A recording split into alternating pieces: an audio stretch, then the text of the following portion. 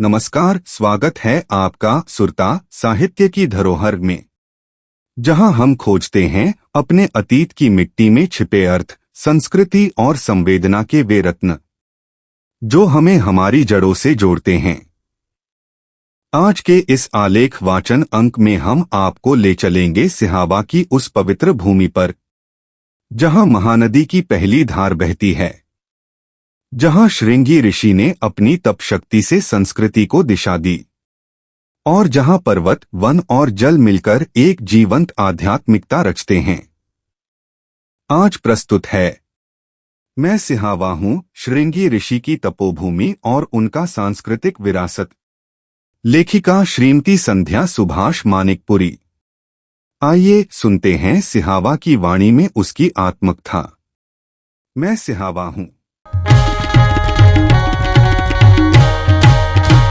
महानदी का पवित्र उद्गम स्थल, सप्तशृंग पर्वतों की छाया में बसा वह अद्भुत अंचल जहां ऋषियों की गूंज अब भी हवा में बहती है।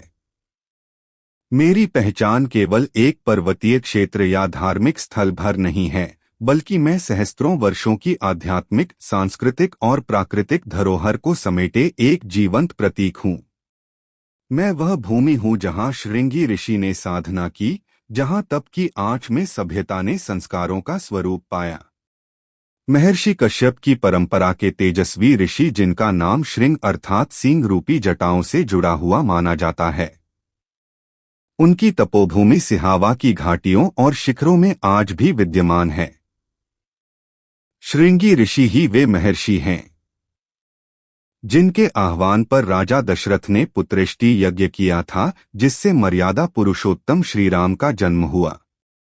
उनकी उपस्थिति ने सिहावा को केवल एक भौगोलिक स्थान नहीं, बल्कि धार्मिक सांस्कृतिक चेतना का केंद्र बना दिया। उनकी समाधि, आश्रम की कहानियां और सत्संग की स्मृतियां आज भी लोगों की श्रद्धा से जुड़ी हुई हैं। सिहावा का अर्थ ही है सप्त श्रृंग, यानी 7 शिखरों वाला पर्वत। इन 7 पहाड़ियों में क्रमश ये शिखर प्रमुख माने जाते हैं।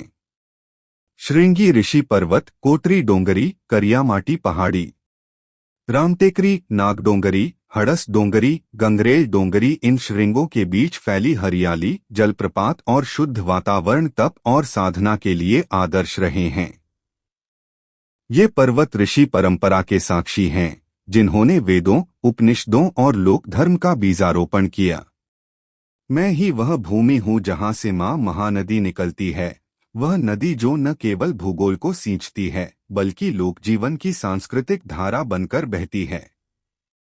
श्रृंगी ऋषि के आशीर्वाद से निकली यह नदी छत्तीसगढ़, उड़ीसा और बंगाल की सांस्कृतिक आत्मा बन गई है। महानदी की गोद में जन्मे गीत, त्योहार, अनुष्ठान, संपूर्ण मानव समाज की आस्था सब सिहावा से जुड़कर एक सांस्कृतिक प्रवाह बनाते हैं। मैं सिहावा इस प्रवाह का मूल स्रोत हूँ। यह क्षेत्र केवल पौराणिक नहीं, बल्कि जीवंत परंपरा का संवाहक है। प्रतिवर्ष ग्राम देउरपारा ग्राम पंचायत छिपलीपारा के आश्रित ग्राम में होने वाला विशाल कर्णेश्वर मेला सिहावा की परंपरा को जीवित रखता है। स्थानीय जनजातियां श्रृंगी ऋषि को ग्रामरक्षक देवता के रूप में पूजती हैं। साधुओं का आगमन वर्ष भर देश भर के साधु महात्मा सिहावा आकर तपस्थली में साधना करते हैं। दूर दूर से पर्यटक यहां आकर मनोरंजन के साथ साथ विश्राम पाते हैं। मेरा सीना हरियाली से भरा हुआ है। वनों में साल, साजा, बीजा, औषधीय पौधे, जलप्रपात और नदियों की उपनदियां मेरी सांसें हैं। लेकिन आज मैं पीड़ा से कराह रहा हूं। अनियंत्रित खनन, प्लास्टिक प्रदूषण, अतिक्रमण और आधुनिकता की चकाचौंध मेरे मौन को तोड़ रही है। यदि श्रृंगी ऋषि की इस धरोहर को भविष्य की पीढ़ियों के लिए बचाना है, तो आज ही सिहावा को एक संरक्षित सांस्कृतिक पर्यावरणीय क्षेत्र घोषित करने की आवश्यकता है।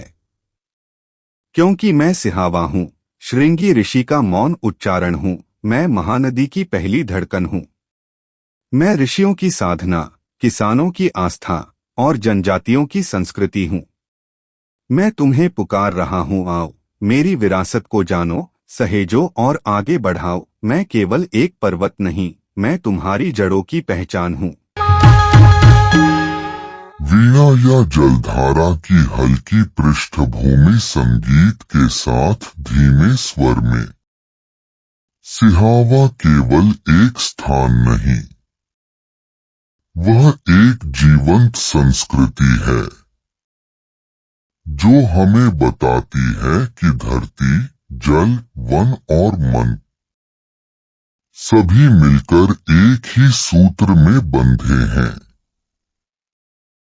श्रृंगी ऋषि की तपोभूमि आज भी हमें यह संदेश देती है